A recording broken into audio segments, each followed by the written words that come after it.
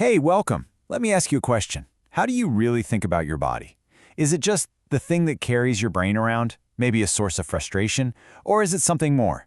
Today, we're diving deep into a question that has shaped entire civilizations. What is the real relationship between our spiritual selves and our physical selves? The writer Eduardo Galeano, he gets it perfectly. We get all these mixed messages, right? We're told our body is sinful, or it's just a machine to be optimized, or a business to be marketed. But notice what all those have in common. They treat the body like an object, totally separate from who we really are.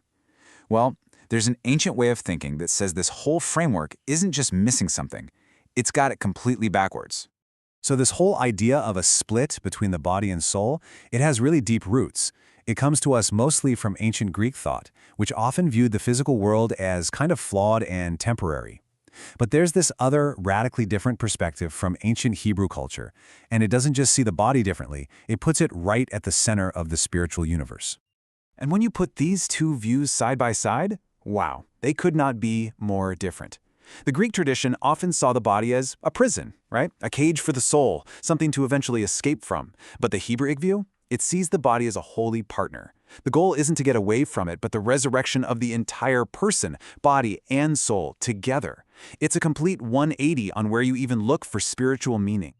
Okay, so to really get this holistic view, we have to look at the words themselves. We have to go right to the source, the Hebrew language. Because the ancient Hebrews didn't think of the soul as some kind of ghost floating inside a machine. No, their words for soul are tangled up with the most basic, physical, life-giving parts of the body. So let's start at the most fundamental level. Nefesh. This word literally comes from the Hebrew for throat, the physical place where we breathe. It's the raw life force, the engine that makes any creature a living being. But here's the real game changer. In this view, you don't have a nefesh, you are a nefesh. Your very aliveness, your breathing, pulsing existence is your soul. Then, the next level up is ruach. This literally means wind or air in motion.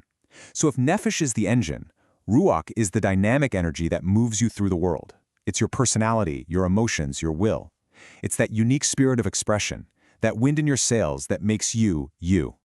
And at the highest level we can access in our daily lives, there's neshama. This word is directly tied to nashima, which just means breath. This is the divine spark. It's our intellect, our consciousness, our ability to be aware of something bigger than ourselves. So get this, the very act of thinking is tied to the physical act of breathing in what is considered God's breath. So you've got these three layers of soul, and they're all rooted in the physical act of breathing. So what does that mean for the body? Well, it means the body isn't some cage we need to break out of. It's the essential interface. It's the partner the soul absolutely needs to do its job in the world. Think about the relationship like this. The soul is the software, but it's useless without the body's hardware to run on. The soul is the song, but it needs the body's voice to actually be heard. It's the rider with the map, but it needs the strength of the horse, the body, to actually go anywhere. They're totally inseparable, on the same team with a shared mission. And this leads to a really profound conclusion. Spirituality isn't just about what you believe or what you feel inside. It's about what you do. Think about it. A soul, all by itself, can't give to charity. It can't perform an act of kindness. It needs the body's hands, its feet, its voice. The physical body is the only tool the soul has to make any of its good intentions a reality. Okay, let's make this real. Jewish mysticism talks about these holy sparks being hidden inside all physical things. So when you eat, for example, you're not just refueling. By saying a blessing, you're injecting that physical act with a holy purpose. Then the energy from that food can be used for a good deed, and that elevates those sparks, freeing the holiness that was trapped inside that apple or that piece of bread. A totally mundane act becomes a cosmic repair job.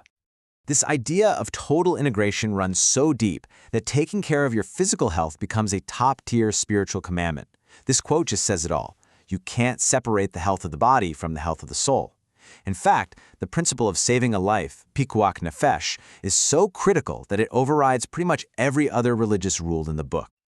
Okay, so we've established the body as this wholly essential partner to the soul. But the story doesn't stop there. Jewish mysticism takes this idea one step further, to a place that is genuinely shocking. It completely flips our usual spiritual hierarchy upside down. So just think for a second. What if the body isn't just a helpful partner? What if it's more important than that?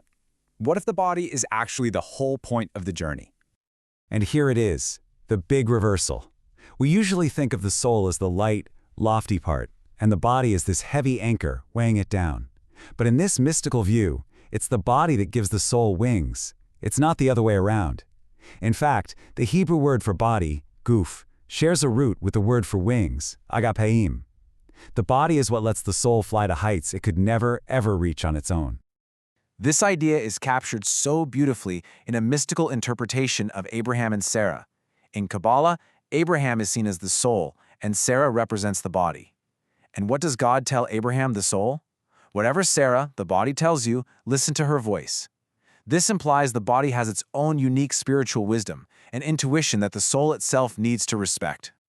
So this reframes the whole spiritual journey, doesn't it? The soul coming down into a body isn't some kind of punishment or a fall from grace. It's a mission. Its main job is to refine the body, to elevate it, to turn this physical, instinct-driven creature into a holy, spiritually aware being. The body isn't the obstacle, it's the entire objective. So what does all of this ancient stuff mean for us, right now, in a world that often makes us feel so disconnected from our own bodies? Well, this isn't just some abstract philosophy. It has huge, practical implications for how we can actually live our lives. When you live this way, rituals transform everyday things, like eating a meal or just resting, into chances for a real spiritual connection. It makes taking care of your health a sacred duty, because your body is considered a divine image. And what's so fascinating is that modern science is finally catching up. There's this whole field called embodied cognition that's discovering our thoughts aren't just happening in our brains, they're deeply shaped by our physical bodies. This ancient wisdom is being proven right. Which leaves us with a final thought to chew on. If the whole point isn't to escape our bodies or to get away from the physical world, but to find holiness right here, inside of it, well, that changes everything. It means every meal, every walk you take, every conversation you have is a chance for a spiritual connection. So the question isn't, how do we get out of this world, but how do we show up for it completely? What holy sparks are out there waiting for you to find them today?